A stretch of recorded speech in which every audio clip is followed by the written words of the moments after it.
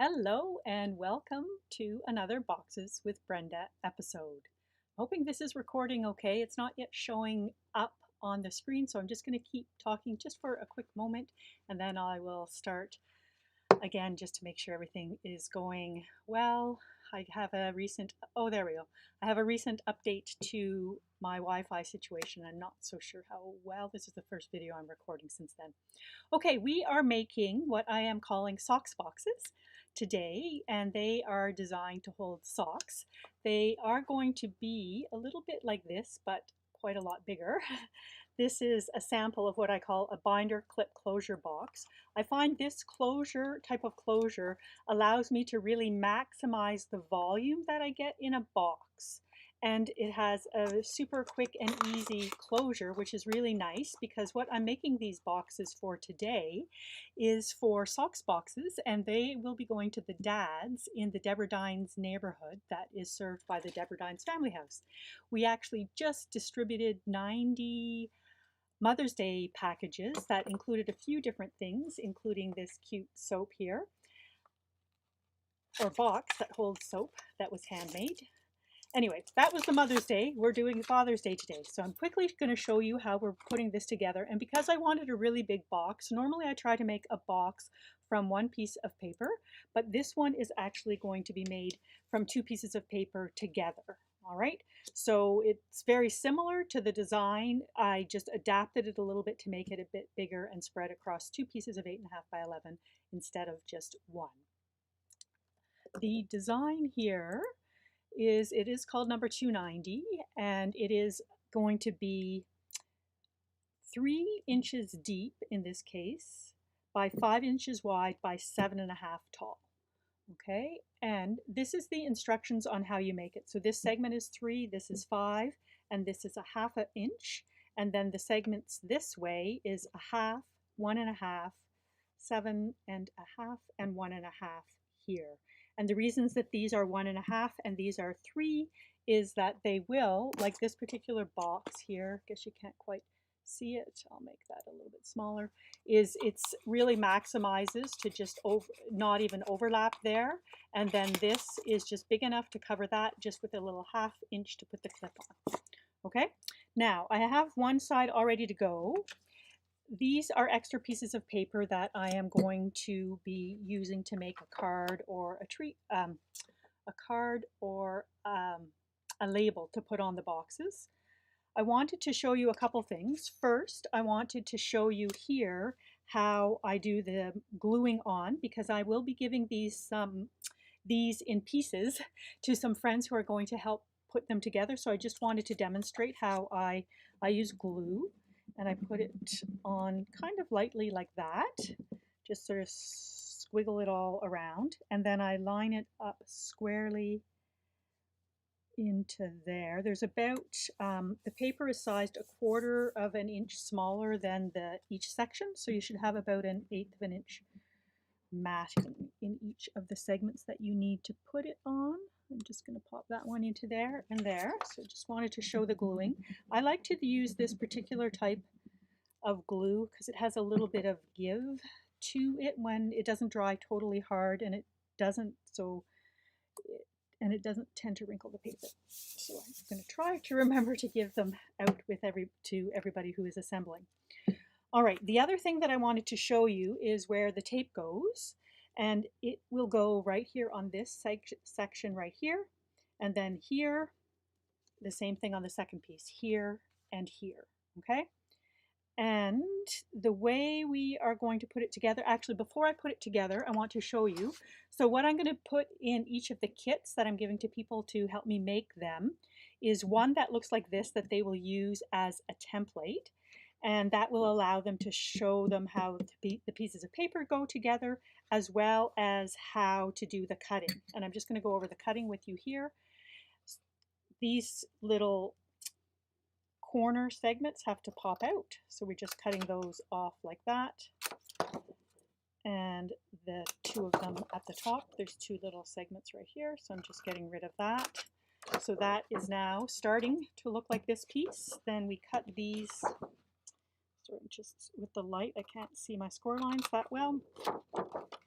And then we cut it up like that. And then we do not need that piece because that forms, these are the flaps that fold in, like this is a smaller box, but so we do not need this extra score line here because that makes it just a little bit too big of a flap. But we need everything else. So now we have this piece looking pretty much like that, except it does not have the paper, decorative paper on it. After I do the scoring, I do the cutting, and then I put the tape on. Depending on the width of your tape, you may, this one here is wide enough that I can just put one strip on here, and then I put one here and one here on all my pieces. And that is how I do it. Oh, look at that, it's 3 o'clock. Time to think about something that I'm thankful for. I am thankful to all of the friends that helped me. I had 6 different friends helping me put together these packages, so I really am so thankful to them for helping me out with that. And well, I'm thankful for all kinds of things, but that's what's coming to mind right now. Oh, and the people who helped me decorate the gingerbread houses, or the butterfly gingerbreads that were included in the Mother's Day packages. All right, back with the task at hand. Okay, one other thing that I wanted to show you just before I show you how these go together for the people who are making these like totally from scratch. I'm just going to show you. This is my trusty little scoreboard. And the way these instructions work here, if you can see my mouse, you see that we score at 3 inches and 8 inches. And then 8.5 is the end here. And then so I'll do that. So 3 inches gives me this 3-inch segment, and then this next 5-inch segment comes because I score at 8. And then I turn my paper this way here, and we want to score it at 1/2 inch to get that 1/2 inch segment. Then down this way we need a 1.5 inch segment, which puts us to 2 inches. And then we need our 7.5 inch segment, which puts us to 9.5. Yes, and then, oh yeah, this is 11 inches, right? And then, right, so that is where we have to go. It's only 4 segments in this direction. So that is how you would do the scoring if you're starting from an 8.5 by 11 piece of paper. So I've showed you the scoring, I've showed you the cutting, I've showed you the taping, I've showed you the gluing. I just want to show you the cutting out of the paper. I have a little grid here because in order to get it from one piece of 12 by 12 paper, you have to line it up. Here, let me make this a little bit bigger. That will be easier for you to see if you can. All right, so first we need to take the 12 inches and we need to cut it at 7 1/4. And then we're going to turn the 7 1/4 inch piece of paper to the side. And then there is the size of each segment. And then there's a piece, a instruction that says you cut first at 10 1/4 to get that. That's going to be our extra that we're going to use for the tag or the card that goes with it. And then we move it down to 7 1/2. And then we'd move it down to 4 3/4, and that will give us pieces that we need. And then this one, we're going to take this 4 3/4 inch strip and cut it at 9 3/4. This is going to be that little bit of extra that's at the bottom. Then we cut it at 8 1/2. And then we cut it at 7 1/4. And that gives us, I'll just show you here, all of the pieces that you need. Here, let me just go back up to here. Yeah, so you will see right there, that is how those pieces all come out. And the ones like this are going to go in that spot as I showed you how to tape. These two will be going up in those spots. And these two here are at the side.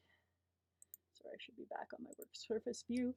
And then these are the extra pieces that I will add to this pile from last time of the ones that we will be using to make a tag or a label or a card.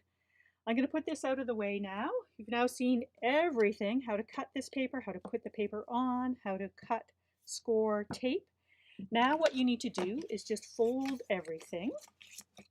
It's quite important. So one thing on the folding, these ones here come back this way. It's quite important to fold all of your papers, all the score lines before you try to assemble, because once you've got some of them adhere to each other, it makes it very difficult to get a good fold in.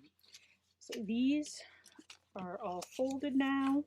One thing that I wanted to mention, I'd say it's probably about 51-49 in terms of the crafters who feel that the best way to score or to fold the paper after scoring is, okay, so I don't know if you can see here, but I took the piece of paper and I scored here. So that is an indent on this side and it pushes out on this side. What you actually want to do, what I find the best, I'm in the 51% camp of the people who like to take that pre-scored paper where the fibers are already bent or broken and then fold it out like that to give a nice clean line on the good side. All right, it's maybe doesn't matter so much on paper or cardstock, but on really thick paper where the fibers might not get broken. If you tried all the way through, if you tried to fold it here, you can get some splitting. So that's how it works, but it is a 49-51 split, so it really doesn't matter in most situations. Okay, so the way we want to put this together is to connect these two pieces here first. So I'll peel that off, kind of line those up like that. And then the way I like to put this one here onto this side here is that I put it folded over one way, and then this will go right on top of that after I peel this protective paper off, and it should just line up very nicely. And then all that's left to do is to peel off the bottom. And this would be a way, in fact, I might suggest that to the people who are putting these together for me, in the interests of space, you could leave them unassembled. They're not a totally fold flat style like this. This particular style, you can, after everything is assembled, you can just store them flat. But this, once we put this tape on, it isn't going to be foldable.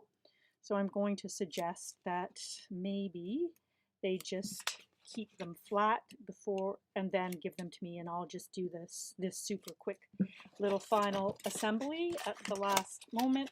It's a little bit easier to put those out, and then we'll cut these on the inside, and let's see, oops, close enough. So it's not a perfect thing, but for our purposes today, it is fine. I could reinforce that bottom if I wanted to by putting a either one of these extra little pieces of paper. Obviously they're not super big, but I could put that in there to just provide a little bit more, or I could cut a piece of paper just shy of 3 by 5 and put it in there, and then that would give some reinforcement. But we're putting socks in it, and maybe some other, well, I know for sure that I will be putting more things in. I just don't know for sure yet what they're going to be.